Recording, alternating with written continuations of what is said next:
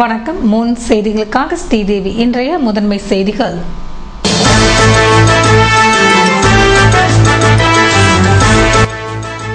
சேதராப்பட்டு இரு தரப்பினர் கோஷ்டி மோதல். வாகனங்கள் மீது கல்வீச்சு நடத்திய கும்பலை தடியடி நடத்தி கலைத்தனர் காவல்துறையினர்.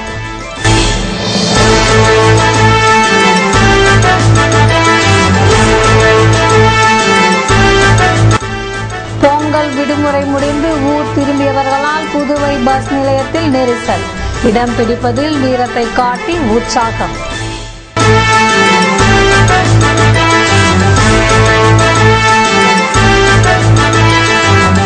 சுண்ணாம்பாறு படகு குழாமில் குவிந்த மக்கள். 5 நாட்களில் மட்டும் 17 லட்சம் ரூபாய் வசூல். கடந்த ஆண்டை விட அதிகம் என அதிகாரிகள் தகவல். இனி விரிவான செய்திகள். புதுவை அருகே உள்ள சேதராப்பட்டில் இரு தரப்பினரிடையே ஏற்பட்ட மோதல் காரணமாக கல்வீச்சு சம்பவத்தில் ஈடுபட்டவர்களை போலீசார் தடியடி நடத்தி கலைத்தனர். சேதராப்பட்டில் இளம் பெண்ணை கேலி செய்த தகராறில் விடுதலை சிறுத்தைகள் இடையே ஏற்பட்ட கோஷ்டி மோதலில் வாகனங்கள் உடைக்கப்பட்டன. மோதலில் 3 பேர் படுகாயமடைந்தனர். போலீசார் தடியடி நடத்தியதால் பதட்டம் ஏற்பட்டது. புதுவை சேதராப்பட்டு அடுத்த துத்திப்பட்டு பகுதியை சேர்ந்தவர் சங்கர். இவரது நண்பர் பக்கத்து வீட்டில் வசிக்கும் வீரப்பன். அதே பகுதியை சேர்ந்தவர் டிராவல்ஸ் அதிபர் பாக்கியராஜ். விடுதலை சிறுத்தை பிரமுகர்களான இருவரும் அப்பகுதியில் இரு கோஷ்டிகளாக செயல்பட்டு வருகின்றனர். இதற்கிடையே சங்கர் வீட்டில் வாடகைக்கு குடியிருக்கும் வடமாநில குடும்பத்தை சேர்ந்த இளம்பெண்ணை கடைக்கு சென்று வரும் வழியில் பாக்கியராஜ் தரப்பு கிண்டல் செய்ததாக தெரிகிறது. காணும் பொங்கலான நேற்று முன்தினம் மாலையும் அக்கும்பல் கேலி செய்யவே சங்கரிடம் பாதிக்கப்பட்ட பெண்ணின் குடும்பத்தினர் முறையிட்டனர். இது பற்றி அவர் வீரப்பனிடம் கூறவே இருவரும் எதிர்த்தரப்பை தட்டி கேட்டனர். அப்போது அவர்களுக்குள் வாக்குவாதம் ஏற்பட்டு ஊர் மக்கள் சமாதானப்படுத்தி அனுப்பினர். இந்நிலையில் நேற்று சமாதான பேச்சுவார்த்தை ஊர் தரப்பில் ஏற்பாடு செய்யப்பட்டது. பாக்கியராஜ் வீரப்பன் தரப்பினர் ஆதரவாளருடன் கூடினர். அப்போது இரு தரப்புக்கும் திடீரென கைகலப்பு ஏற்பட்டது. பாக்கியராஜ் தரப்பை சேர்ந்தவர்கள் சங்கர் தரப்பினருக்கு சொந்தமான மினி லாரியை அடித்து நொறுக்கினர். வீரப்பன் தரப்பும் பாக்கியராஜ் வேன் கண்ணாடியை உடைத்து சேதப்படுத்தியது. இரு தரப்பிலும் 10க்கும் மேற்பட்டோர் மோதலில் ஈடுபட்டு கல்வீசி தாக்கிக் கொண்டதால் அப்பகுதியே போர்க்களம் போல காணப்பட்டது. பேச்சுவார்த்தைக்கு கூடியிருந்த பெண்கள் நாலாபுறமும் சிதறி ஓடினர். இதில் தவறி விழுந்து 6 பேர் காயமடைந்தனர். பாக்கியராஜ் தரப்பினர் அரிவாளால் வெட்டியதில் Shankar படுகாயமடைந்தார்.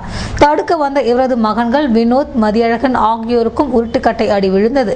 Rural SP Deivasigamani, inspector Mohankumar, sub inspector Vanidasan தலைமையிலான போலீசார் விரைந்து வந்து இரு தரப்பினர் மீது தடியடி நடத்தி விரட்டி அடித்தனர். அதன் பிறகு நிலைமை கட்டுப்பாட்டில் கொண்டு வரப்பட்டது. இதற்கிடையே சேதராப்பட்டு மெயின் ரோட்டில் திரண்ட கலவர கும்பல் அவ்வழியாக வந்த பஸ், லாரி, வேன்கள் மீது கல்வீசி தாக்கியது. இதனால் பயணிகள், வியாபாரிகள் பதற்றமடைந்தனர். அங்கு வந்த போலீசார் அக்கும்பலை எச்சரித்து அனுப்பினர். இருப்பினும் அப்பகுதியில் 1 மணி நேரத்திற்கும் மேலாக பதற்றமான சூழ்நிலை நிலவியது. போக்குவரத்து சிறிது நேரம் பாதிக்கப்பட்டது. தொடர்ந்து பதற்றம் நிலவுவதால் துப்பாக்கி போலீஸ் பாதுகாப்பு போடப்பட்டுள்ளது. காயமடைந்த சங்கர், வினோத், மதியழகன் ஆகியோர் ஜிப்மர் அரசு மருத்துவமனையில் அனுமதிக்கப்பட்டனர். இது தொடர்பாக இரு தரப்பினர் மீதும் சேதராப்பட்டு போலீசார் வழக்கு பதிவு செய்து விசாரணை நடத்தி வருகின்றனர். பொங்கல் விடுமுறை முடிந்து வெளியூர் செல்பவர்கள் பஸ் நிலையத்தில் குவிந்ததால் நெரிசல் அதிகம் காணப்பட்டது.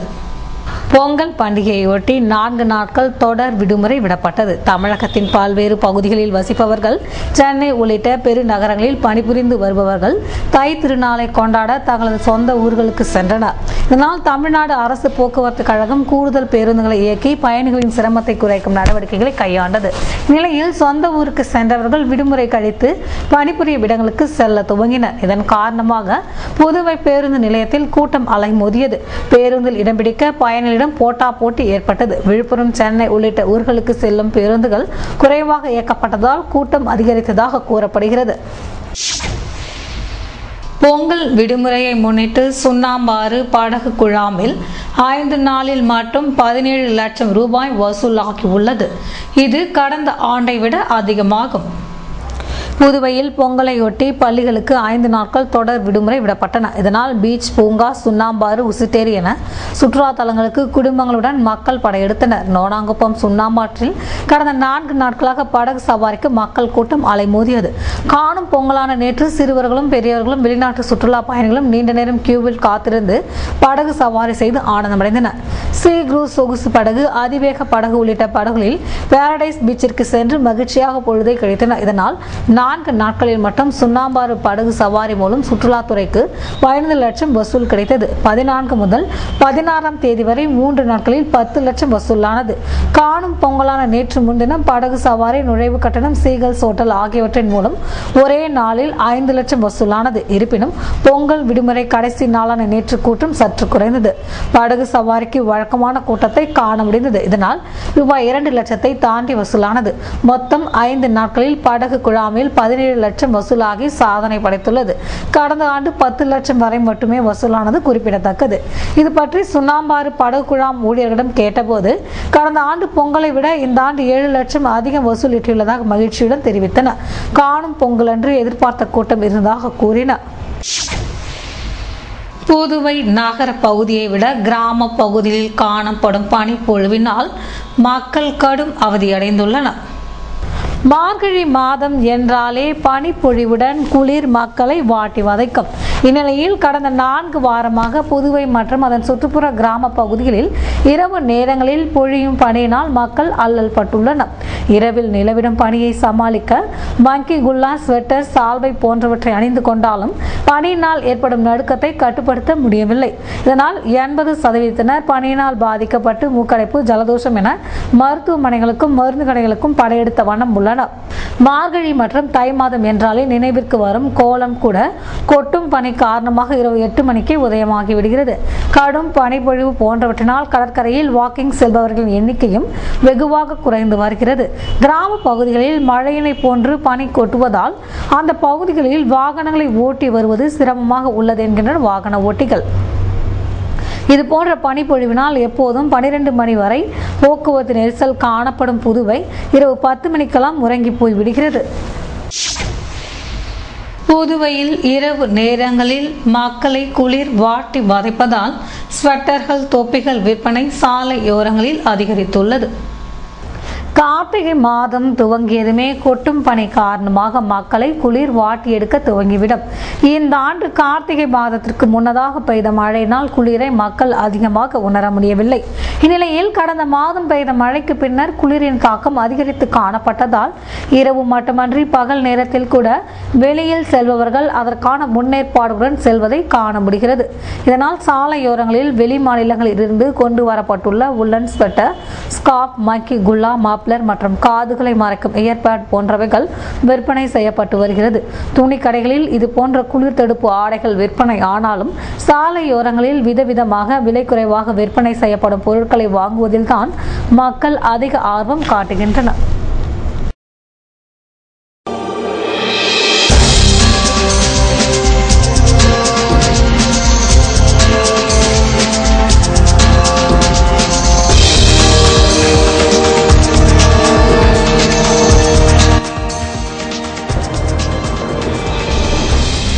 வணிக உரிமத்தை புதுப்பிக்க சிறப்பு முகாம் வர்த்தக சபையில் நடைபெற்ற நிகழ்வினை துவக்கி வைத்தார் செண்பகராஜன்.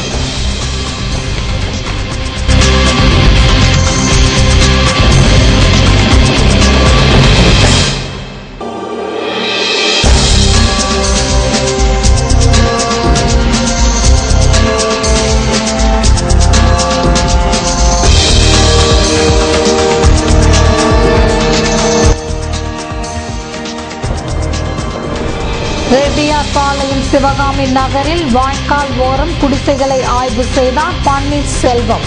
வருவாய்த்துறை அதிகாரிகள் பங்கேற்பு. விவரம் விளம்பர இடைவேளைக்கு பிறகு.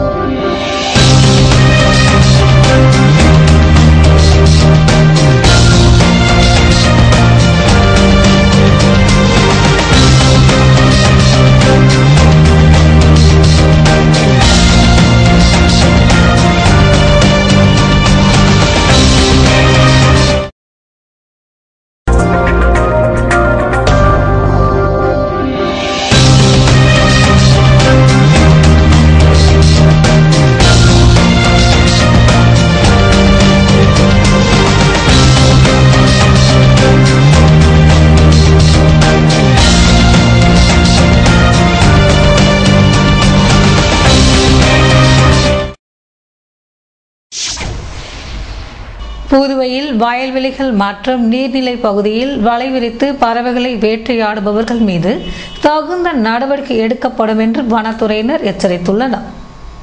புதுவையில் வடகிழக்கு பருவமழைக்கு பின்னர் நாரை, மடையான், கொக்குகள் போன்றவை இரை தேடி வயல்வெளிகளுக்கு அதிகமாக வர துவங்கியுள்ளன. இதனை சிலர் வலை விரித்து பிடித்து செல்வதாக வனத்துறையினருக்கு தகவல் வந்ததை அடுத்து வனத்துறையினர் வயல்வெளி பகுதியை கண்காணித்தனர். இதனை கண்டவர்கள் அங்கிருந்து தப்பியோட அருகில் சென்று பார்த்த வனத்துறையினர் வலையில் சிக்கிய நாரைகள், மடையான்கள் மற்றும் கொக்குகளை மீட்டு மீண்டும் வானில் பறக்கவிட்டனர். பருவநிலை காரணமாக நீர்நிலைகள் அதிகமாக உள்ள பகுதிகளில் உள்ள மீன்கள் மற்றும் புழுக்களை உணவாக உட்கொள்ள பறவைகள் அதிகமாக வருவதை குறிவைக்கும் கும்பல் இவற்றினை வலை விரித்தும் மயக்க மருந்துகள் வீசியும் பிடித்து வருவது கிராம பகுதிகளில் அதிகரித்துள்ளது. வனத்துறையினர் நாள்தோறும் இது போன்ற கிராம பகுதிகளில் அடிக்கடி சோதனை மேற்கொண்டால் இரை தேடி வரும் பறவைகள் வேட்டையாடப்படும் நிலைமை மாறும் என்று இயற்கை ஆர்வலர்கள் வேண்டுகோள் விடுத்துள்ளனர். அஸ்ஸாம் மாநிலத்தில் நடைபெற்ற தேசிய இளையோர் விழாவில் முதல் பரிசு பெற்ற புதுவை அணியினர் முதல்வர் ரங்கசாமியை சந்தித்து வாழ்த்து பெற்றனர். இந்திய அரசு இளைஞர் மற்றும் விளையாட்டுத்துறை அமைச்சகத்தின் சார்பில் அந்தந்த மாநிலத்தின் சார்பில் தேசிய இளையோர் விழா கடந்த 18 ஆண்டுகளாக நடைபெற்று வருகிறது. இந்த ஆண்டு அஸ்ஸாம் மாநிலம் கவுகாத்தியில் நடைபெற்றது. 30 பேர் கொண்ட இளம் கலைஞர்கள் நேரு யுவகேந்திரா அனுப்பி வைத்தது. இதில் நடைபெற்ற தேசிய அளவிலான பலதரப்பு போட்டிகளில் புதுவை குழுவினர் பங்கேற்றனர். இதில் பரதநாட்டிய போட்டியில் புதுவை பிள்ளைச்சாவடி கலை மற்றும் நல்வாழ்வு சங்கத்தின் சார்பில் பங்கேற்ற குமாரி நந்தினி ஜீவானந்தம் முதல் பரிசை வென்றார். இக்குழுவினர் முதல்வர் ரங்கசாமி, கல்வி அமைச்சர் தியாகராஜன் ஆகியோரை சந்தித்து வாழ்த்து பெற்றனர். புதுவை வியாபாரிகள் வணிக உரிமத்தை புதுப்பித்துக் கொள்வதற்கான முகாமினை வர்த்தக சபை தலைவர் செண்பகராஜன் துவக்கி வைத்தார். புதுச்சேரி வர்த்தக சபை புதுச்சேரி நகராட்சி மற்றும் உழவர்கரை நகராட்சியுடன் இணைந்து வணிக உரிமம் புதிதாக பெறவும் ஏற்கனவே பெற்றுள்ளவர்கள் அந்த உரிமத்தை புதுப்பித்துக் கொள்ளும் வகையில் சிறப்பு முகாம் வர்த்தக சபையில் ஏற்பாடு செய்யப்பட்டிருந்தது. புதுச்சேரி நகராட்சி உழவர்கரை நகராட்சி எல்லைக்குட்பட்ட பகுதிக்குள் வணிகம் செய்யும் அனைவரும் வணிக உரிமம் பெற வேண்டும் என்பது கட்டாயமாகும். அவ்வாறு பெறப்பட்ட வணிக உரிமத்தை உரிய காலக்கெடுவுக்குள் புதுப்பித்துக் கொள்ள வேண்டியது அவசியமானது. புதுச்சேரி வர்த்தக சபையின் தலைவர் சண்பகராஜன் இம்முகாமினை தொடக்கி வைத்தார். புதுச்சேரி நகராட்சி உழவர்கரை நகராட்சி எல்லைக்குட்பட்ட பகுதிகளில் உள்ள வணிகர்களின் நலனை முன்னிட்டு புதுச்சேரி நகராட்சிக்கு எல்லை உட்பட்ட பகுதிகளுக்கு 23ஆம் தேதி வரை 5 நாட்களும், உழவர்கரை நகராட்சி எல்லை உட்பட்ட பகுதிகளுக்கு 28 முதல் 30ஆம் தேதி வரை 3 நாட்களும் சிறப்பு முகாம் காலை 10 மணி முதல் மாலை 5 மணி வரை வர்த்தக சபை அலுவலகத்தில் உள்ள தரைத்தள அரங்கத்தில் ஏற்பாடு செய்யப்பட்டுள்ளது. புதுவை ரெட்டியார்பாளையம் சிவகாமி நகரில் வாய்க்கால் ஓரம் வசிக்கும் மக்கள் நிலை குறித்து அமைச்சர் பன்னீர்செல்வம் அதிகாரிகளுடன் ஆலோசனை நடத்தினார். உழவர்கரை தொகுதி ரெட்டியார்பாளையம் வார்டுக்குட்பட்ட சிவகாமி நகர் வாய்க்கால் ஓரமுள்ள குடிசை பகுதிகளை உள்ளாட்சித்துறை அமைச்சர் பன்னீர்செல்வம் நேரில் சென்று ஆய்வு செய்தார். உழவர்கரை நகராட்சி சிவகுமார், உதவி பொறியாளர் குணசேகரன் மற்றும் நில அளவியல் துறை இயக்குநர் கனகராஜ், என்ஆர் காங்கிரஸ் பிரமுகர்களும் ஊர் பொதுமக்களும் கலந்து கொண்டனர். புதுவையில் காணும் பொங்கலை முன்னிட்டு கடற்கரை உள்ளிட்ட சுற்றுலா பகுதிகளில் மக்கள் கூட்டம் அலைமோதிய நிலையில் விடுமுறை தினமான ஞாயிற்றுக்கிழமையும் அதிக கூட்டம் காணப்பட்டது. புதுவையில் ஆண்டுதோறும் கொண்டாடப்படும் காணும் பொங்கல் விழா சனிக்கிழமையன்று விமர்சையாக நடைபெற்றது. காணும் பொங்கல் காரணமாக கடற்கரை, நோனாங்குப்பம், உசுட்டேரி படகு குழாம், சம்பூர்ணா அம்யூஸ்மெண்ட் பார்க் போன்றவற்றில் காலை முதல் மாலை வரை மக்கள் கூட்டம் அதிகமாகவே தென்பட்டது. இதனால் கடற்கரையில் எங்கு திரும்பினாலும் மனித தலைகளாகவே தென்பட்டன. கிராம பகுதிகளை சேர்ந்தவர்கள் டிராக்டர்களில் வந்து காணும் பொங்கலை கொண்டாடி மகிழ்ந்தனர். இது மட்டுமன்றி சினிமா தியேட்டர்களிலும் மக்கள் கூட்டம் அலைமோதியது. காணும் பொங்கலினால் புதுவை மற்றும் அதன் சுற்றுப்புற பகுதிகளில் உள்ள மதுக்கடைகளும் களை கட்டியிருந்தன. இதனால் வழக்கத்தை விட 3 மடங்கு அதிகமாக மது விற்பனை செய்யப்பட்டதாக பார் உரிமையாளர்கள் தெரிவித்தனர். காணும் பொங்கலுக்கு அடுத்த நாளான ஞாயிற்றுக்கிழமை விடுமுறை என்பதால் காணும் பொங்கல் கொண்டாட்டம் மறுநாளும் நீடித்தது. இதனால் கடற்கரை உள்ளிட்ட சுற்றுலா பகுதிகளில் கூட்டம் அதிகம் காணப்பட்டது. இதனால் சீனியர் எஸ்பி உத்தரவின் பேரில் நகர பகுதிகளில் வடக்கு எஸ்பி மேற்பார்வையில் பாதுகாப்பு பணிகள் பலப்படுத்தப்பட்டிருந்தன. மக்கள் நடமாட்டம் அதிகம் உள்ள பகுதிகளில் அசம்பாவிதங்கள் ஏற்படாமல் இருக்க பாதுகாப்பு பணிகளில் உள்ளூர் போலீசார் மட்டுமன்றி IRP போலீசாரும் ஈடுபடுத்தப்பட்டிருந்தனர். இதேபோல் உசுட்டேரி, நோனாங்குப்பம் போன்றவை உட்பட சுற்றுலா பகுதிகளிலும் எஸ்பி தலைமையில் பாதுகாப்பு ஏற்பாடுகள் செய்யப்பட்டிருந்தன.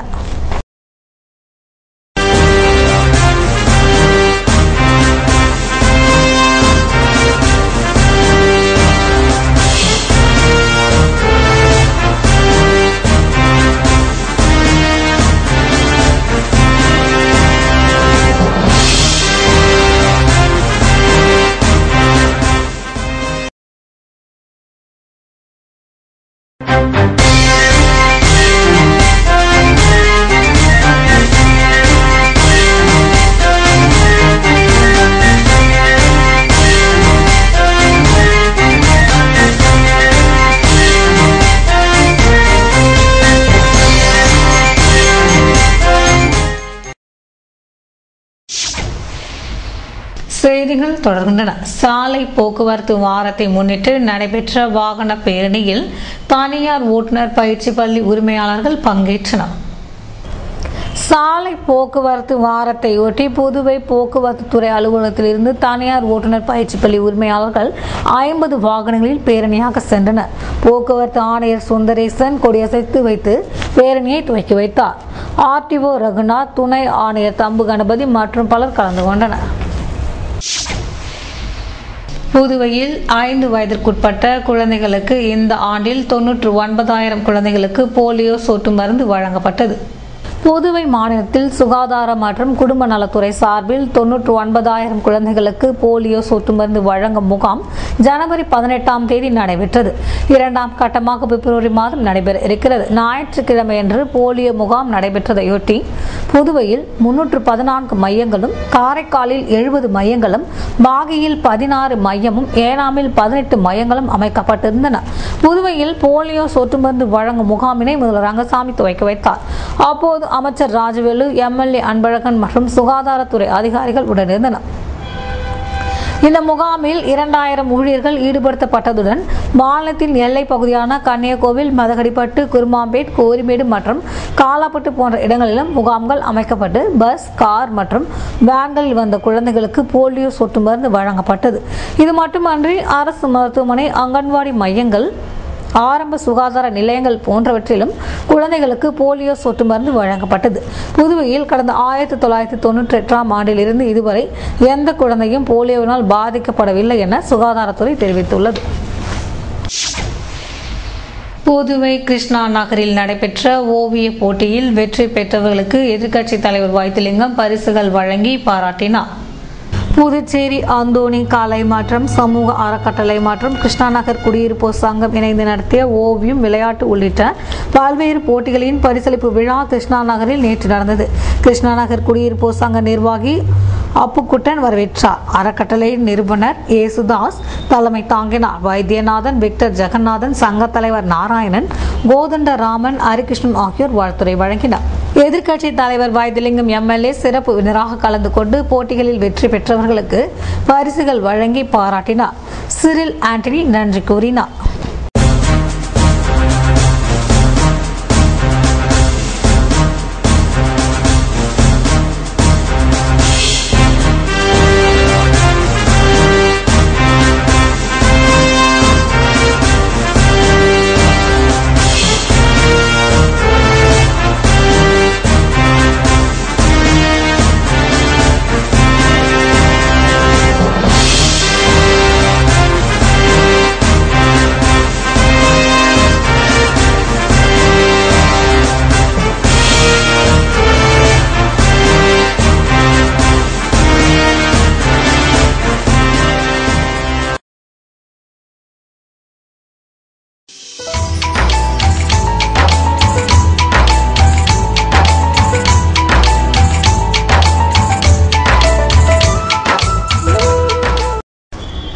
சென்னையில் இன்றைய வெப்பநிலை அதிகபட்சமாக 29 டிகிரி செல்சியஸாக பதிவானது. நாளைய வானிலை 30 டிகிரி செல்சியஸாக காணப்படுவதுடன் இரவில் கடும் குளிருக்கு வாய்ப்பிருப்பதாக வானிலை மையம் தெரிவித்துள்ளது. புதுவை கடற்கரையில் இருந்து சுமார் 50 கிலோமீட்டர் தூரம் வரை இன்று 3 அடியாக காணப்பட்ட கடலலை உயரம் தென்மேற்கு திசையிலிருந்து 21 கிலோமீட்டர் வேகத்தில் காற்று வீசும் என்று சென்னை வானிலை மையம் தெரிவித்துள்ளது.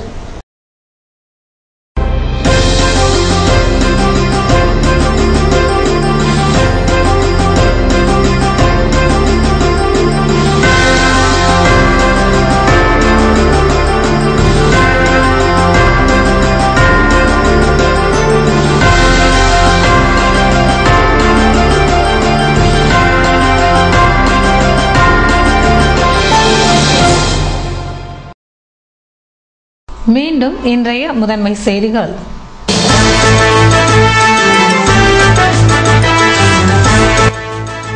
சேதராப்பட்டு இரு தரப்பினர் கோஷ்டி மோதல். வாகனங்கள் மீது கல்வீச்சு நடத்திய கும்பலை தடியடி நடத்தி கலைத்தனர் காவல்துறையினர்.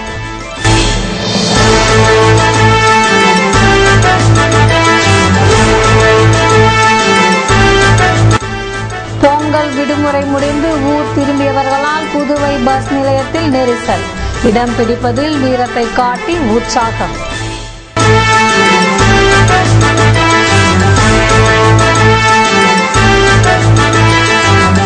சுண்ணாம்பாறு படகு குழாமில் குவிந்த மக்கள். 5 நாட்களில் மட்டும் 17 லட்சம் ரூபாய் வசூல். கடந்த ஆண்டை விட அதிகம் என அதிகாரிகள் தகவல். இத்துடன் செய்திகள் நிறைவடைந்தன. வணக்கம்.